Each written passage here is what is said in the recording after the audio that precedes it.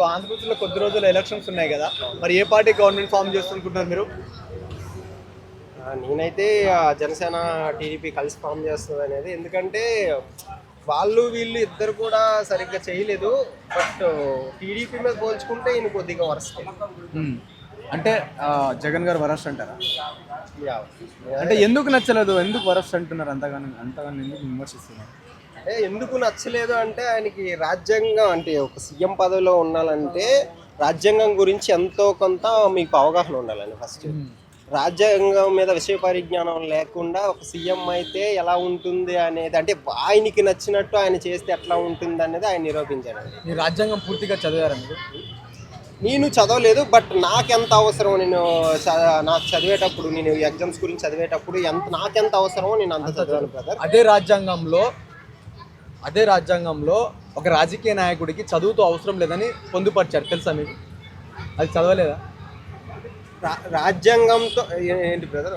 అదే రాజ్యాంగంలో మీరు చెప్పిన ఒక ముఖ్యమంత్రికి చదువు ఉందా లేదని ఒక విషయం మాట్లాడలేదు అసలు. నేను ఇప్పుడు వరకు మాట్లాడిన దాంట్లో చదువు ఆయనకి లేదు అని చెప్పలేదు. రాజ్యాంగం మీద పరిజ్ఞానం లేదు. అదేగా, మీకు రాజ్యాంగం మీద పరిజ్ఞానం ఉందే కదా. అదే రాజ్యాంగంలో రాజకీయ నాయకులు అంటే ఎవరైనా సరే ఎవరైనా రాజకీయాల్లో ఉండేటోళ్లకు చదువుతోనే అవసరం లేదు అని పొందుపరిచారు, మీకు తెలుసా అంటున్నాను.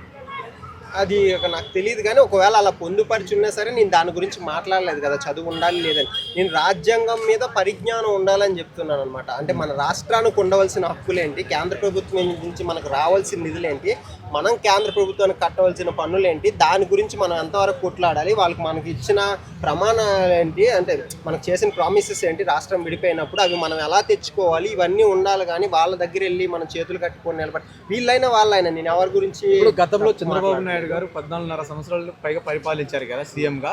సో 640 పైగా హామీలు ఇచ్చారు. మరి ఎన్ని హామీలు నెరవేర్చారు అనుకోవచ్చు? 600 హామీల్లో ఎన్ని హామీలు నెరవేర్చారు? హామీలు నేను చెప్తున్నా కదా, ఏ ప్రభుత్వానికి నేను సపోర్ట్ చేయట్లేదు బ్రదర్. ఇప్పుడు వరకు ఆఫ్టర్ 2000 తర్వాత ఏ పార్టీ కూడా సరిగ్గా పనిచేయలేదు, దేశంలో సరిగ్గా పనిచేయలేదు. బీజేపీని కొద్దిగా సైడ్ పెట్టినట్టయితే అది ఎంతో కొంత చేసింది, అది ఒప్పుకోవాల్సిన విషయం. దాన్ని ఒక్కదాన్ని పక్కన పెట్టినట్టయితే ఏ పార్టీ కూడా సరిగ్గా చేయలేదు. బట్ ఒక్క విషయం అయితే చెప్పగలను, ఉద్యోగ కల్పనలు ఏవైతే ఐటీ రంగం ఏదైతే ఉందో, నేను చెప్పింది కాదు కదా, అక్కడ కేటీఆర్ కానీ రేవంత్ రెడ్డి గారు కానీ చాలా సందర్భాల్లో చెప్పారు. అవి ఐటీని ఏదైతే ఉందో ఇక్కడ ఆయన డెవలప్ అవడానికి ఆయనే కారణం అన్నారు. ఎందుకంటే ఫ్యూచర్ ఏదైతే ఎవరు కారణం, చంద్రబాబు గారే కారణం అని నేను చెప్పింది కాదు, చాలా మీటింగ్స్ లో వాళ్ళు చెప్పారు. నేను అంత నాకు లేదు, బట్ వాళ్ళు చెప్పింది. తెలంగాణలో ఐటీ ఇండస్ట్రీ స్టార్ట్ చేసింది ఎవరు తెలుసా? నెదుర్లపల్లి జనార్దన్. నేను చెప్తాను బ్రదర్, ఫ్యాక్ట్. చంద్రబాబు నాయుడు గారు చెయ్యలేదు. ఇక్కడ ఏ ముఖ్యమంత్రి వచ్చినా చేయాల్సిన పనులు అవి. కాబట్టి నెక్స్ట్ ఒక ముఖ్యమంత్రి స్టార్ట్ చేసినప్పుడు నెక్స్ట్ వచ్చే ముఖ్యమంత్రి దాన్ని కంటిన్యూ చేయడం వాళ్ళ బాధ్యత. కాబట్టి అది కరెక్ట్గా నిర్వర్తించారు. కాబట్టి అది బాధ్యత అయినప్పుడు రాజధాని ఏదైతే ఉందో దాన్ని కంటిన్యూ చేయడం మన బాధ్యత కదా. అది చెప్తున్నా, రాజధానిలో అవకతవకలు ఉంటే మార్చే బాధ్యత కానీ అదే ముఖ్యమంత్రికి ఉంటుంది. తెలుసా? ఏం అవకతవకలు ఉన్నాయి మీరు చెప్పండి బ్రదర్. అంటే తెలుసు కదా, ఇప్పుడు ఆ రాజధాని మార్చడానికి 4 రాజధానులు 3 రాజధానులు చెప్పడానికి ఒక రీజన్ అంటూ ఉంటది కదా. ఒక ముఖ్యమంత్రి హోదాలో ఉండి ఆ మాత్రం తెలియకుండా ఎట్లా చేస్తారు? నేను అదే కదా, తెలియదనే కదా నేను చెప్పింది. తెలియదు కాబట్టి అలా చేస్తున్నారు. తెలిసినట్లయితే అన్ని కోట్లు పెట్టుబడి పెట్టాక అంత వేస్టేజ్ అవుతుంది, మనీ అంత వేస్ట్ అవుతుంది.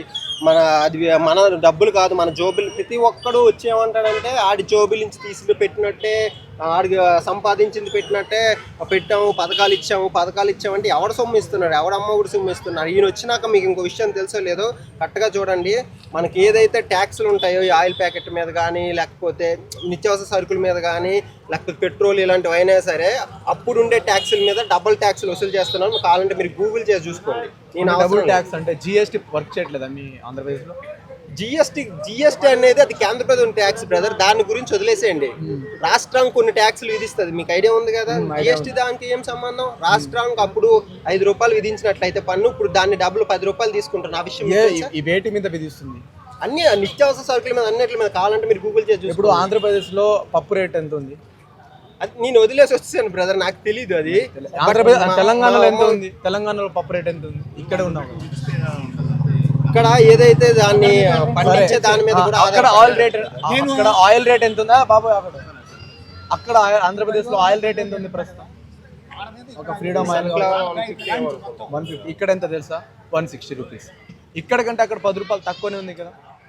మీకు ఒక అర్థం కాని ఒక విషయం ఏంటంటే పంట ఏదైతే పండించే పంటను బట్టి దాని మీద కూడా ఆ రేటు అనేది ఆధారపడి ఉంటుంది బ్రదర్. అంటే ఈక్వాలిటీగా ఉండడానికి ఇదేం గోల్డ్ కాదు కదా, పక్కన నుంచి దీన్ని కేంద్ర ప్రభుత్వం అదే నేను అదే చెప్తున్నా బ్రదర్. మీరు అడిగే క్వశ్చన్కే నేను ఆన్సర్ చేస్తున్నా.